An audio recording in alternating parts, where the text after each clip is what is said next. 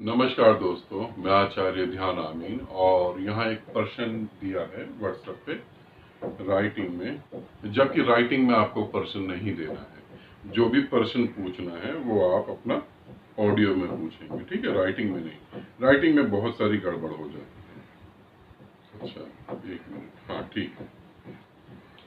बोला है कि मैं बहुत बड़ा शिव भक्त हूँ। ठीक है, अच्छी बात है।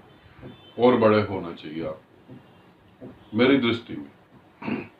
क्योंकि जिसको लगता है मैं बड़ा शिव भक्त हूँ, इसका अर्थ है वो अभी है ही नहीं। जो होता है उसे ज्ञान ही नहीं होता होने का। और मैं 40 साल से शिव मंत्र की साधना कर रहा हूँ। शिव भी मुझसे प्रसन्न है। अब मैं आपके साथ जुड़ के साधना करना चाहता हूँ। ठीक है, प्रणाम। प्रणाम आपको। मैं बहुत बड़ा शिव भक्त हूँ और 40 साल से शिव की साधना कर रहा हूँ और आपके साथ जुड़ के साधना करना चाहता हूँ। ये थोड़ा अजीब लगता है। शिव भी प्रसन्न है। पहली बात तो इसको समझो। पहले ये बता दो, कमेंट्स बॉक्स खुला हुआ है, उसमें आप अपने पूरे दिल की भड़ास निकाल सकते हैं। क्योंकि मैं जो बोल रहा हूं वो अगर तुमको समझ आ जाए तो शायद उद्धार हो जाए हर चीज का। क्योंकि जो मैं बोल रहा हूं, मैं जानता हूं जो मैं बोल रहा हूं वो तुम समझ ही नहीं पाओगे, और तुम जो समझोगे वो मैंने बोला ही नहीं है। मगर फिर भी तुम अपनी भड़ास तो निकालोगे। तो कमेंट्स बॉक्स पूरा है खाली, उसमें जो तुम कहना चाहो वो तुम कह दो, क्योंकि मेरी बातें तुम्हें चोट जरूर करेंगी। मैं 40 साल से शिव की पूजा कर रहा हूं, मंत्र पढ़ रहा हूं, आराधना कर रहा हूं। तुम 40 साल से सिर्फ कल्पना कर रहे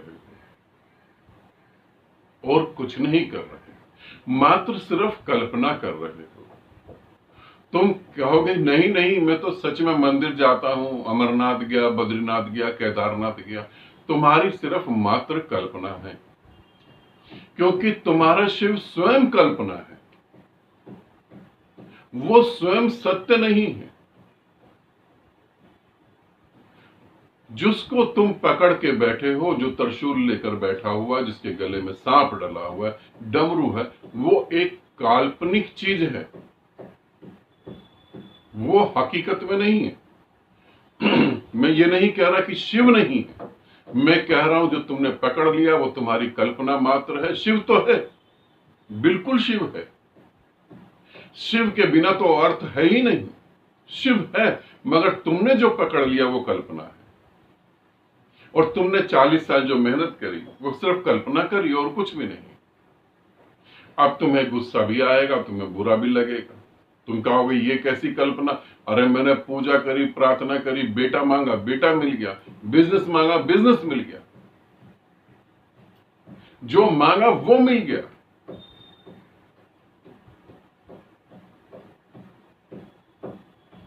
शिव को तो नहीं मांगा, और शिव को मांगा होता तो तुम्हें शिव मिल जाता। और जो शिव को जानता है वो बेटा, बिजनेस, बीमारियां, ये सब थोड़ी ना कहेगा।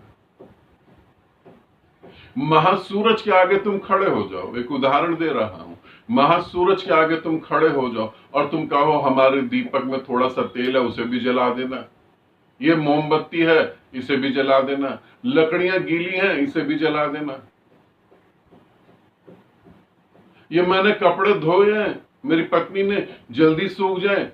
सूर्य देव, इस पे भी रोशनी डाल देना, इस पे भी जरा अग्नि बरसा दो, कपड़े सूख जाए। जो सूर्य के सामने खड़ा है वो ये कैसे कह पाएगा? तुम काल्पनिक दुनिया में खो गए हो। कैसे, वो भी तुम्हें बताता हूं। तुम समझो, इस बात को अच्छे से समझना। पता है दुख हो रहा होगा, चोट लग रही होगी, बहुत गुस्सा भी आ रहा होगा, फिर भी आराम से बैठ के इस बात को समझो।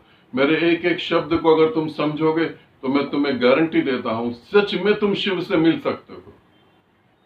इस बात की गारंटी है।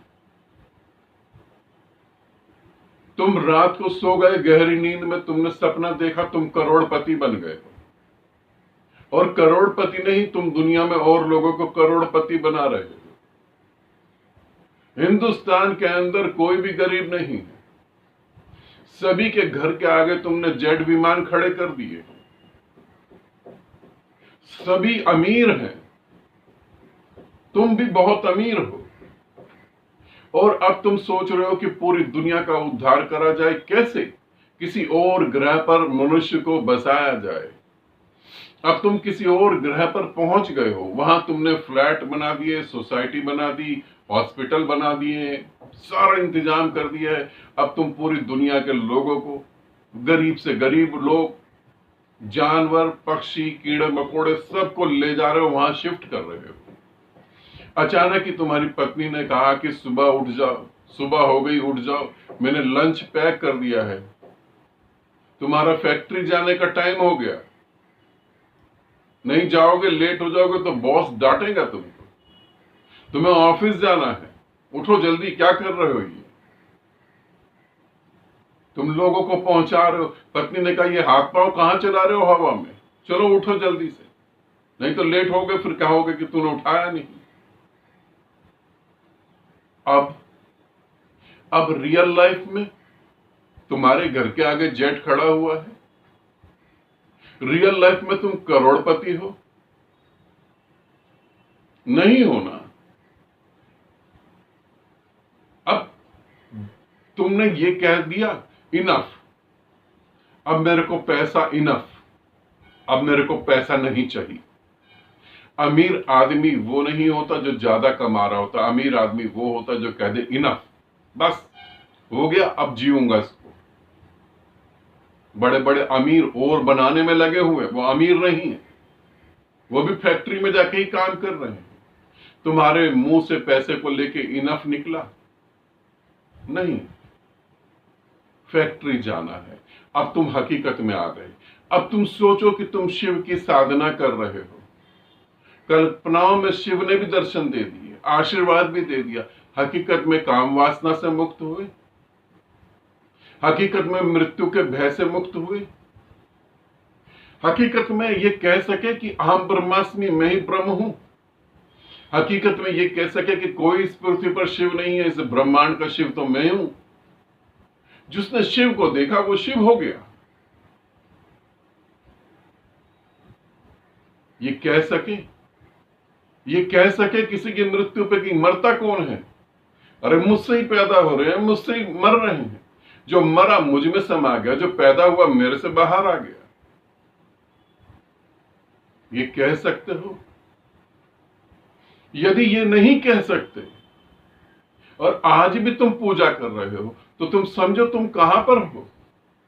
लोगों के घर के आगे जेट खड़े कर रहे हो, हवाई जहाज खड़े कर रहे हो,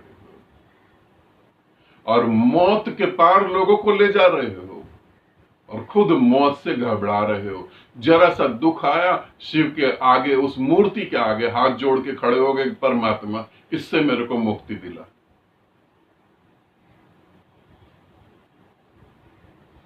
परमात्मा ये दुख आ गया, इससे मुझे मुक्ति दिला। परमात्मा महादेव, मेरे बच्चे ने 12वीं के पेपर दिए, उसको टॉपर बनना चाहिए। महादेव मेरी लड़की की शादी नहीं हो रही, मेरी लड़की की शादी करवा दे। महादेव 4 लड़की हो गई, एक लड़के का जन्म करवा दे। महादेव के सामने खड़ा होकर कोई ये कह सकता है? तुम कल्पना में जी रहे हो। तुम्हारी कल्पना और तुम्हारा शिव भी काल्पनिक है। इस बात को थोड़ा समझने की कोशिश करो।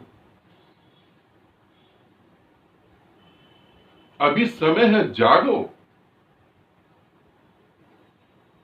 मैं ये नहीं कह रहा हूं कि शिव नहीं है।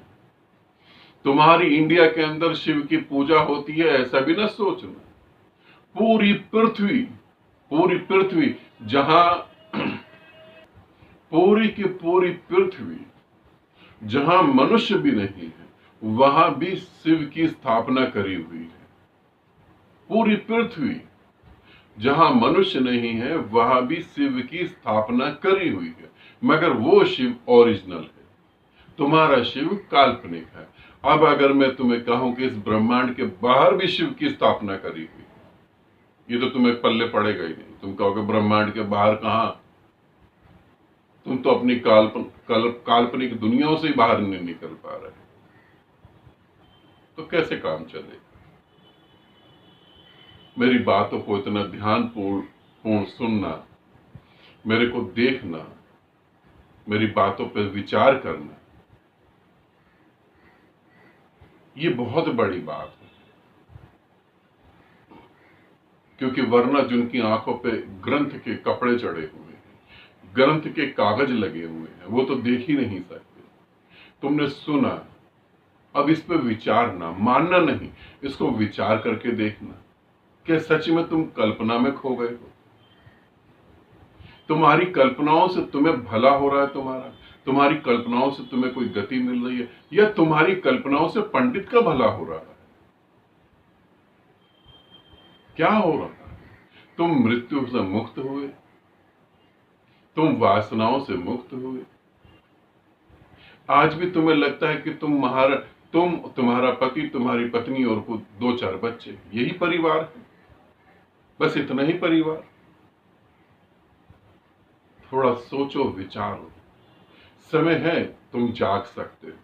समय है, शिव तो तुम्हारे द्वार पे ही खड़ा है, बल्कि यूं कहूं तुम्हारी ठीक आंख के सामने ही है। ये नहीं सोचना कि मैं अपने बारे में कह रहा हूं, नहीं नहीं, मैं अपने बारे में कह रहा हूं ऐसा नहीं, ठीक तुम्हारी आंख के सामने। तुम्हारे ज्यादा बताऊंगा तो तुम कंफ्यूज हो जाओगे। ठीक है, आनंदित रहो, सदा खुश रहो। बहुत बहुत प्रेम आप सभी को।